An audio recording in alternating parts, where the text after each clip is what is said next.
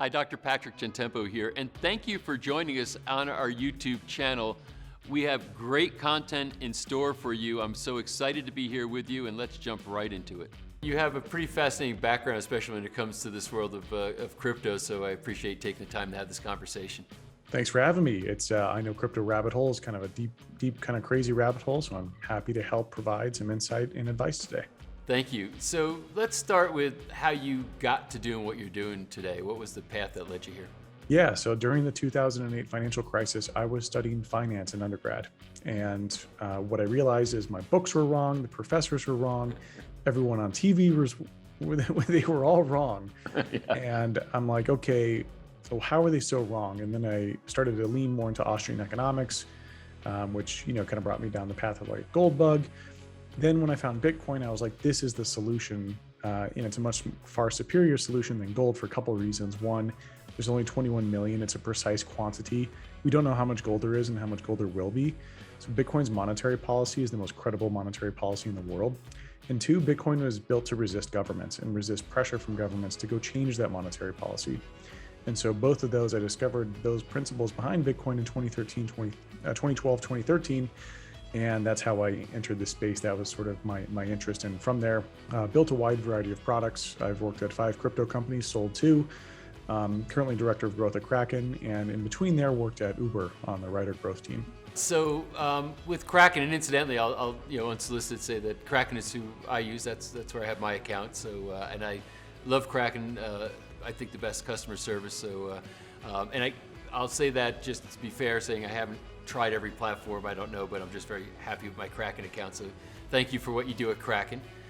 So tell me what you were doing in crypto leading up to what you're doing with Kraken now. In other words, it seems like you've done different things in the industry. And so having you kind of a little bit more detail on your personal experience might be revealing. Sure. I mean, I've done just about everything. I sold my first company, Zero Block, which is a Blockfolio equivalent product, a product that lets you check the real-time price of Bitcoin. It had charts in a news feed. We were the most popular mobile app in 2013. We got acquired by blockchain.com. Blockchain.com did blockchain analytics plus wallets. So I've touched on market data, on-chain data, wallets, and I worked at ChangeTip, which did micropayments. After that, I did Interchange, which was institutional. So I co-founded that company. We built institutional tooling for traders. So yeah, I don't want to get too deep into it. It's not the most exciting company in the world. It's more back office data processing. From there, we got acquired by Kraken, and Kraken is an exchange, a brokerage. We've got futures, spot, and OTC desk. So touched on almost every possible crypto company I could start in this space. Yeah. So what do you think the most significant developments are in the space over the past couple of years? Because you've been at it now for a little while, and you've been developing technology to help people literally, to make crypto more user-friendly might be a generic way to say it. So what do you think the biggest developments are, in the last year or so?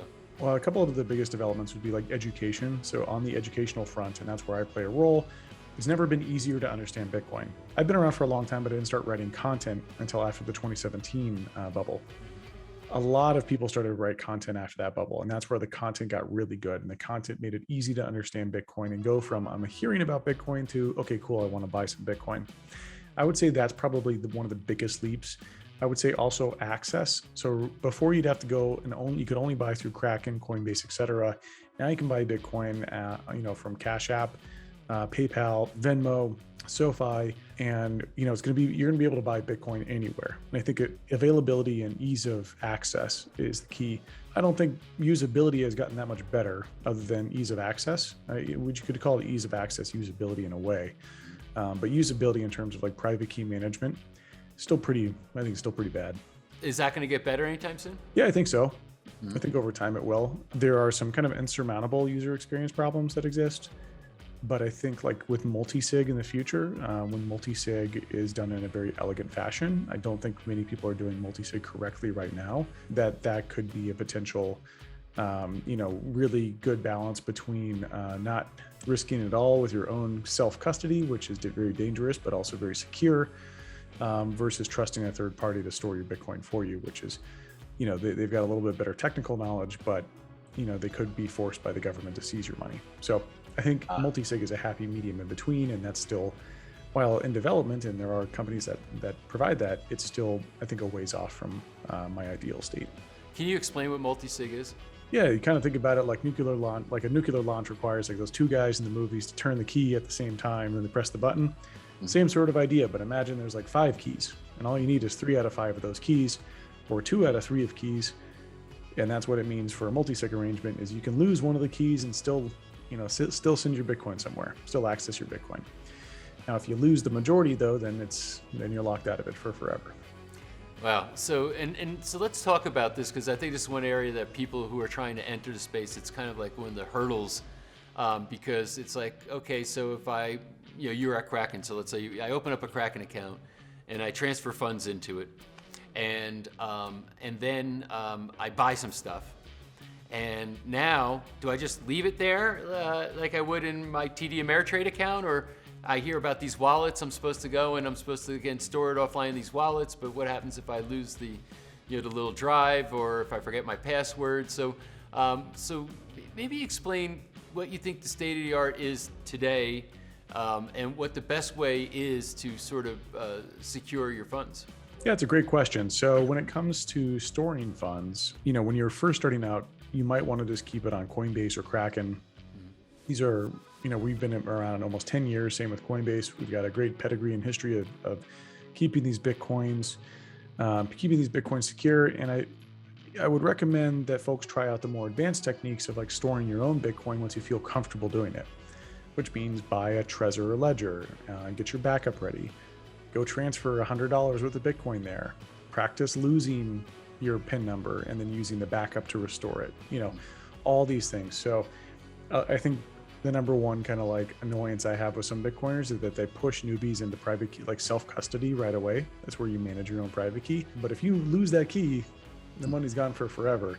Yes, that is the most secure way to lock up all your money, but you got to be really careful about it. So, when you're ready, or after you feel comfortable enough, or you have enough money to where you feel that you should move money into a self-custody solution, that's when folks should go do it.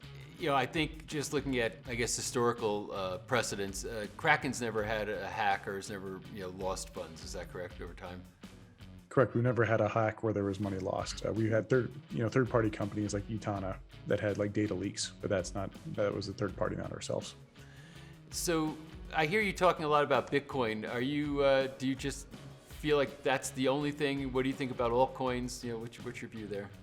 Sure, there's lots of interesting things. I personally find a lot, again, I was studying finance in undergrad during the 2008 financial crisis. Bitcoin is a solution I was looking for. Bitcoin is this incredible tool, and I think Bitcoin's total addressable market, its TAM, is bigger than any other project in the space. So for me, it's like the most exciting, thrilling thing for myself. Other people may disagree, and they find other ideas kind of cool. I personally don't. So I find Bitcoin the most exciting thing out there. Are there other interesting things? Sure. I've explored some like Bitcoin DeFi stuff, which requires other tokens. I would say like I'm personally not as, for me, I just like to go really in depth on one thing. Thanks so much for being here and watching that video. And can I ask you to please subscribe to our channel so you can find out when we're posting new content. You'll be alerted right away when we do. To share this with people you think might benefit from the information, and certainly it helps us if you like the video. So if you like what you just saw, go ahead and hit that like button. And again, thank you so much for being here with me right now.